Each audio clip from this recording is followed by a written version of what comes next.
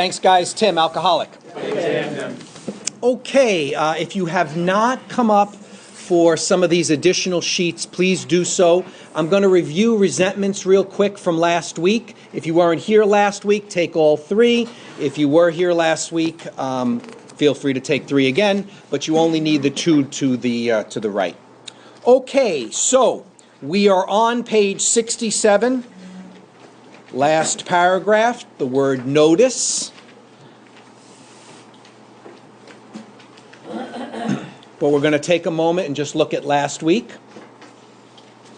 And to do that, I'd like to turn back to page 64, bottom of the paragraph, bottom of the page. And this last paragraph is dealing with resentments. Remember, we're doing the fourth step here, where we made a searching and fearless moral inventory of ourselves, meaning written. So it's not in your head, right? So we are reading halfway through the paragraph, and we're looking at our sheet. The sheet is resentments, meaning re-feel, means it's a past event, it's already happened. And we see column 1, it says, I am resentful at. And the big book tells us, if we switch back here, again, page 64 towards the bottom, we listed people, institutions, or principles with whom we were angry. That's column 1. This is also where we see the instruction, it's implied, but we'll point it out right now, that we do this from top to bottom. We don't go column 1 and then go to column 2. We fill out all the names of people, institutions, or principles first before we then go to column 2. That's the instruction right there, in case that's not clear. Column 2, we asked ourselves why we were angry. So you can go back to your resentment sheet here, and you can see under the cause, we asked ourselves why we were angry. Going over to page 65 at the top, on our grudge list, meaning our fourth step resentment list, on our grudge list, we set opposite each name our injuries. Was it our self-esteem, our security, our ambitions, our personal or sex relations which had been interfered with? So in column 3 on the resentment sheet, you see affects my, which part of self was hurt or threatened. And where hurt or threatened comes from is off of the first line on page 65. And then you see in the little check boxes there, self-esteem, security, ambitions, personal relationships, sex relations, and pride under column 3. Then we have under column 2 definitions for each one of those words, sort of generic definitions. Again, taken out of our trusty dictionary that you have seen me refer to. And then you see in Bill's example of a 3-column list, if you make a 3-column list, a 4-column list, a 10-column list, it's really irrelevant. There are many people that make the argument that the big book shows 3 columns and I do 3 columns. Legitimate argument. But you see, I am resentful at, the cause, and affects my. You refer back to the sheet. Under column 1, it says I'm resentful at, the cause, and affects my. Okay, we're clear up to that point? All right, let's turn to page 67. Second full paragraph. Where had we been selfish, dishonest, self-seeking, and frightened? In other words, you're all of those things. You want to look for finding elements or examples of all of those things for column 4. On the sheet, we see, just, repeated the exact same way. But the check marks are selfish, dishonest, self-seeking, and frightened. So you'll look at how the cause can relate to those descriptions. And then for column 5, the inventory, again, this is second full paragraph. The inventory was ours, not the other man's. When we saw our faults, we listed them. Column 5, where were we to blame? The inventory was ours, not the other man's. When we saw our faults, we listed them. And also on page 67, in the top paragraph, line 7, I believe, a prayer. This is a sick man. How can I be helpful to him? God, save me from being angry. Thy will be done. And then for further amplification, you can always go to page 552, little description on a technique of prayer, the 2-week gig, so you can read that. Again, that was Norman Vincent Peale, who's being referred to as the clergyman there, and I think it just makes perfect sense. I've used it myself. You say the prayer even if you don't mean it, and a transformation can happen. And if it doesn't happen, keep saying it. At some point it will, right? Okay, so that's a review from last week. If you have any questions from last week, if you missed and that was too fast and you want to chit-chat afterwards, I'm in no hurry tonight, so take advantage. Okay, bottom of 67, last paragraph.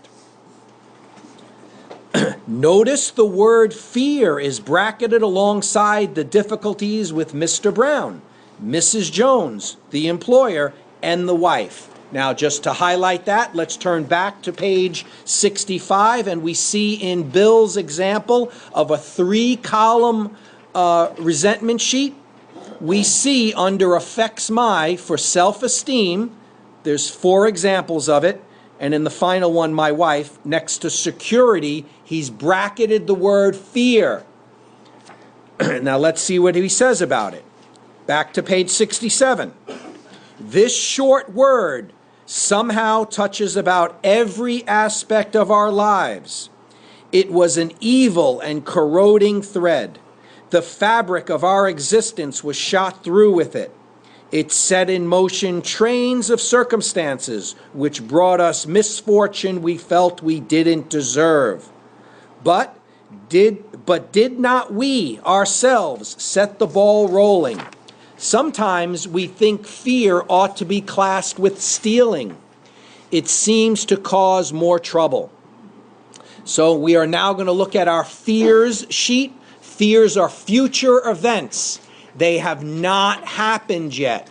It's fear of something that's going to happen. I'm going to get a divorce. I'm going to be laid off. My kid's not going to make it into Harvard. The house is going to go into foreclosure. These are things that have not happened yet. And we get an instruction here. It says, page 68, we reviewed our fears thoroughly. So we look at the sheet under column 1. What does it say? Exact same thing. We put them on paper, even though we had no resentment in connection with them. Now column 2 on the fear sheet, we asked ourselves why we had them. So I read that right from the text. It's merely been put into column 2 there. And then in column 3, it's the next sentence. Wasn't it because self-reliance failed us? Selfishness, self-centered, self-will, self-something is not good, right? You don't want that. You want to be dependent upon a higher power, not yourself. If you're dependent upon yourself, you must always refer back to the fact that we are powerless over alcohol and, quite frankly, every other thing too. So to depend on yourself, you're fighting a losing battle. Okay, so that's column 3. And we see there it says, self-reliance was good as far as it went, but it didn't go far enough. Some of us once had great self-confidence, but it didn't fully solve the fear problem or any other. When it made us cocky, it was worse. Perhaps there is a better way. We think so. For we are now on a different basis. How do we have a different basis? It's a psychic change. We view the world differently. Rather than the world is out to get us, we're viewing the world, what can we pack into the stream of life? How can we be an asset to life rather than a loiterer, a squatter, right? We want to go and provide something. We don't want to be a shoplifter.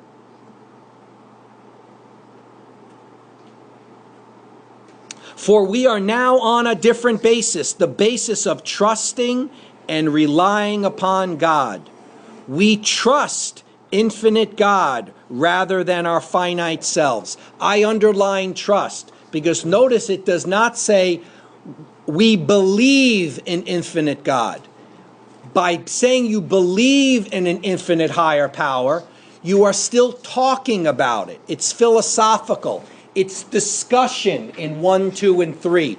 Trust is when you're doing something about it. It's a verb. It's action. It's hard.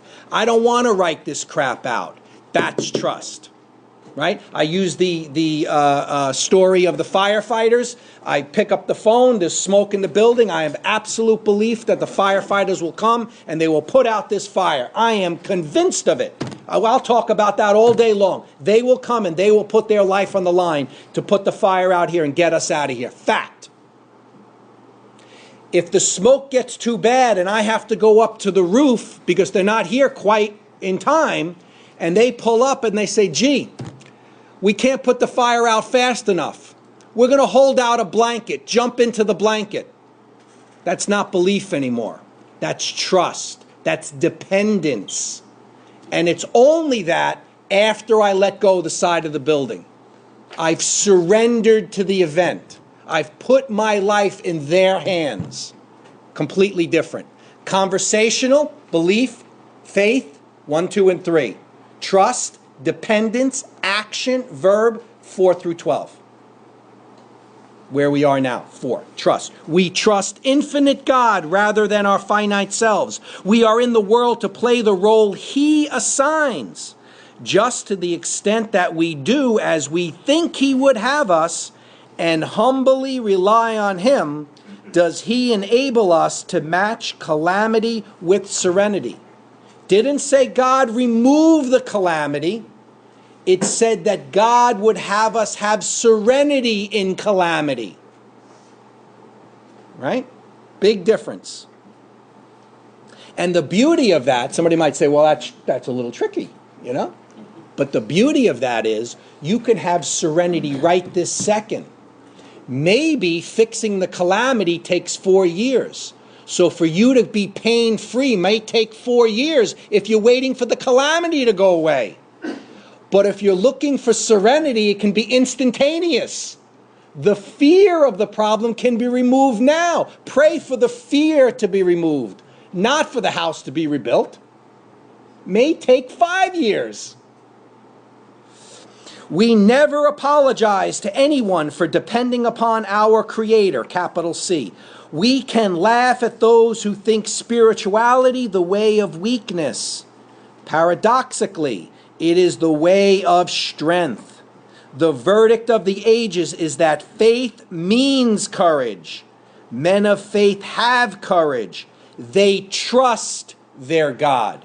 So faith is the foundation, is the base. But then you prove it through trust. If someone says I have faith in God, we talk about it. If someone says I trust in God, I say, oh, how so? You'd have to give me an example now. Well, I wrote out my 4th step sheet. Good example. Good example. We never apologize for God. Instead, we let Him demonstrate through us what He can do. So we look back at our fear sheet, column 4, and this is actually the fear's prayer. We ask Him to remove our fear and direct our attention to what He would have us be. At once, we commence to outgrow fear. At once. Just starting the process, we begin to outgrow fear. So, pretty clear. We write down what the fear is. We write down all of our fears. Job, marriage, kids, car, financial. Write it all down. Then we go to column 2. And then what we describe the fear. Why did we have them? Then we go to column 3. And it's going to be based on some form of self-reliance, self-confidence, self-will, self-discipline, self-reliance. All of those things, and that's why it's tricky for alcoholics in general, and I think it's tricky for, civilians also. There's going to be times that self-will, self-confidence, self-determination, self-discipline is going to work for you. You've decided it's January 1, you're going to go to the gym. Well, self-discipline may work for you in that. If it doesn't, and you try again, and it doesn't, and you try again, and it doesn't, guess what? You're beyond human aid for that. You must switch to a God plan, right? So self-will works until it doesn't. When it doesn't, the definition of insanity is to do the same thing over and over again, expect a different result. If it's not working on that topic, give up. You're powerless. Surrender to that, and you use the same thing over again, right? The answer to every problem is right there, right? How many different 12-step programs? I've seen a couple of different crazy stats on this. I'm going to go with the really low one. 60 plus. It's in the Bill W. documentary movie. They have 60 plus. So there's 60 plus who just changed the word on alcohol. So you can put any word in there.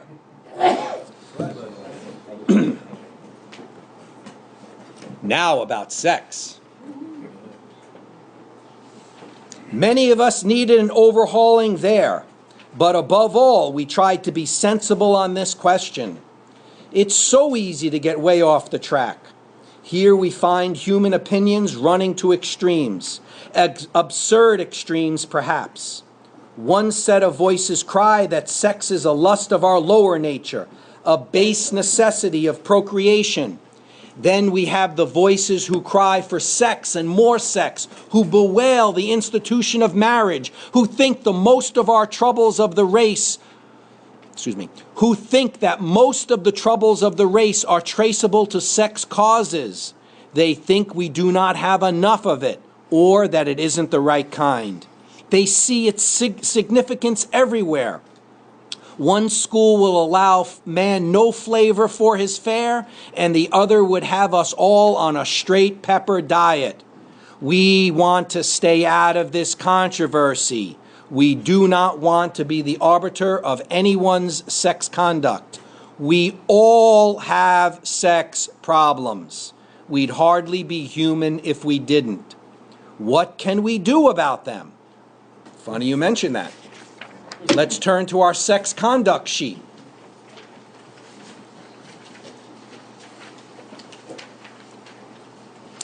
And it's going to be slightly out of order here, but I'm sure you guys can deal with it. We reviewed our own conduct over the years past. That's column 2.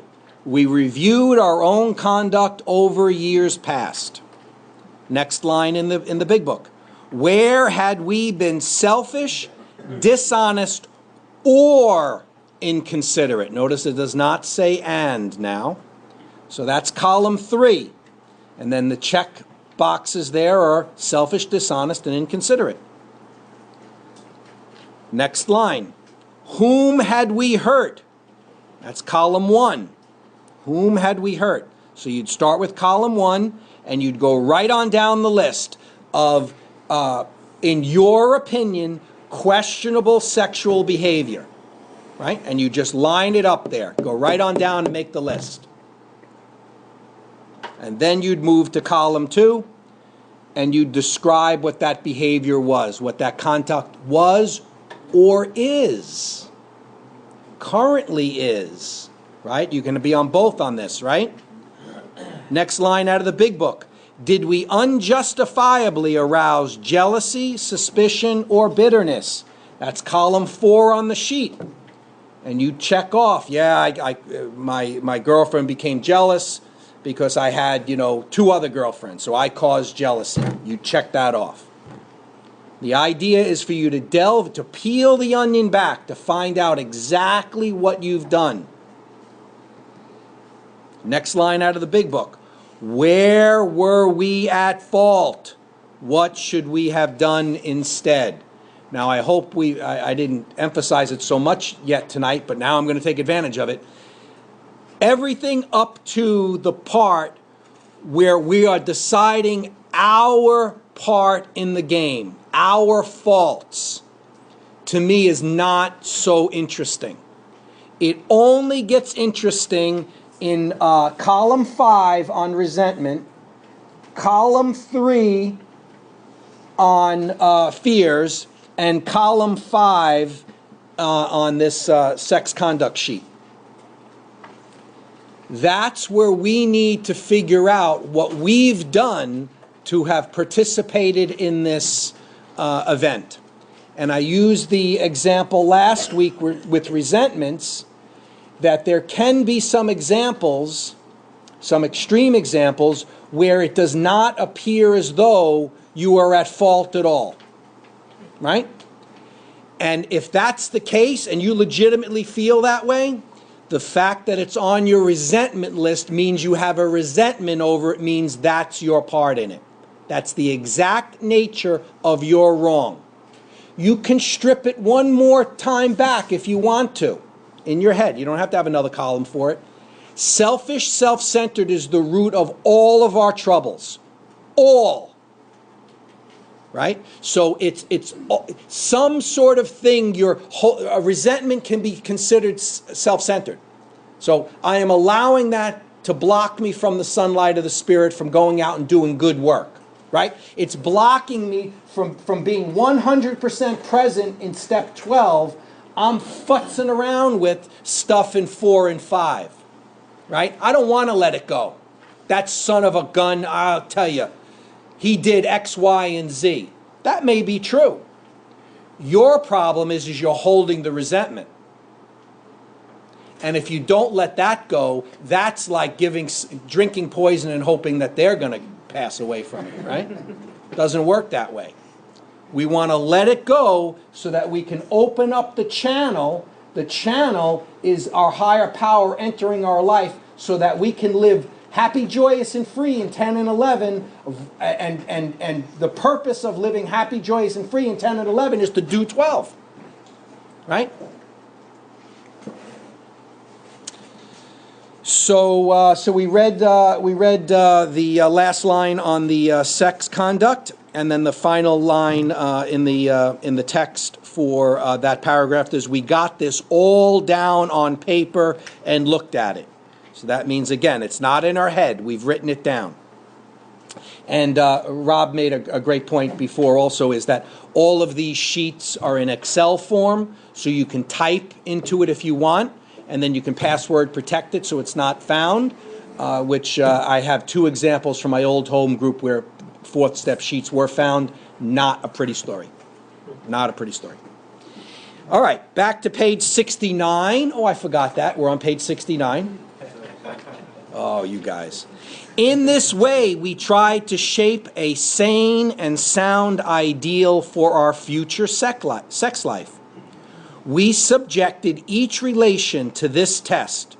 Was it selfish or not? So you may get a name down here and are not crystal clear what the deal is. I don't know, was it appropriate or not? We weren't going steady, so I don't know. It doesn't matter. Put it down there and then meditate and pray on whether it was selfish or not. That's the test. And you might have one opinion today and 6 months have a different opinion. Whatever. We asked God to mold our ideals and help us to live up to them.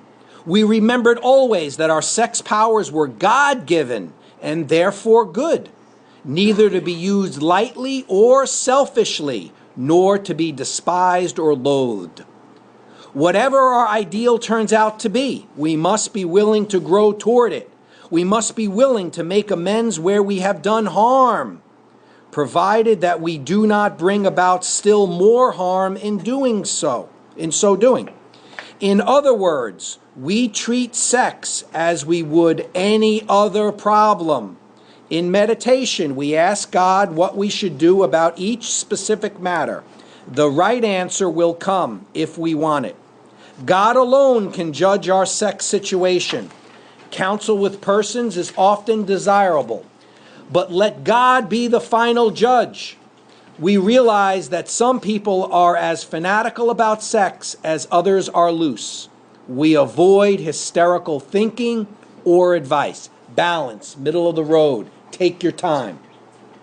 Suppose we fall short of the chosen ideal and stumble. Does this mean we are going to get drunk?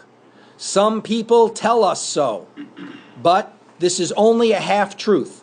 It depends on us and our motives. If we are sorry for what we have done and have the honest desire to let God take us to better things, we believe we will be forgiven and we will have learned our lesson. If we are not sorry and our conduct continues to harm others, we are quite sure to drink. Pretty clear, right? We are not theorizing. These are facts out of our experience. To sum up about sex, we earnestly pray for the right ideal, for guidance in each questionable situation, for sanity and for the strength to do the right thing. And do I have that on there? Yeah, so there's the prayer on column 5 on the sex sheet. There's the prayer written down. If sex is very troublesome, and quite frankly, if any behavior is quite troublesome, right? If sex is very troublesome, we throw ourselves the harder into helping others. We think of their needs and work for them. This takes us out of ourselves. It quiets the imperious urge when to yield would mean heartache. If we have been thorough about our personal inventory, we have written down a lot. We have listed and analyzed our resentments. We have become to comprehend their futility and their fatality. We have commenced to see their terrible destructiveness. We have begun to learn tolerance, patience, and goodwill toward all men, even our enemies. Those are all assets, right? For we look on them as sick people. But now, wait a minute. It seems like they're bringing this thing home. They're going to end this chapter. But what about harms other than sex? That you've stolen, that you've lied about something. 2 examples, I can't think of a third right now. But so we have to have a place to write other harms, non-sexual. But the big book is not real clear on this as developing a 4th sheet. So if you look at your sex conduct, I've listed also other harms.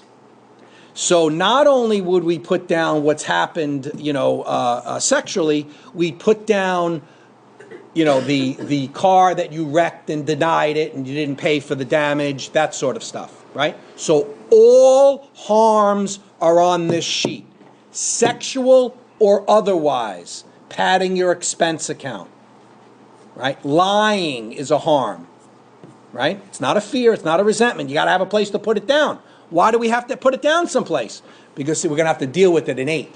We're going to have to write it again someplace else, right? Or just use this sheet. You can do that also. But let's not jump ahead of ourselves. But look what it says about harms. 4 lines from the bottom of 70. We have listed the people we have hurt by our conduct. That would be like a column 1, right? Whom had we hurt? And are willing to straighten out the past, which is like a 4. Which is like a 5, column 5, on the sex conduct. In this book, you read again and again that faith did for us what we could not do for ourselves. We hope you are convinced now that God can remove whatever self-will. Wow, not saying to remove the behavior. He's saying God can remove whatever self-will blocked you off from him. That's the purpose. If you have already made a decision, step 3, and an inventory, step 4, of your grosser handicaps, you have made a good beginning. That being so, you have swallowed and digested some big chunks of truth about yourself. And we're going to stop there tonight.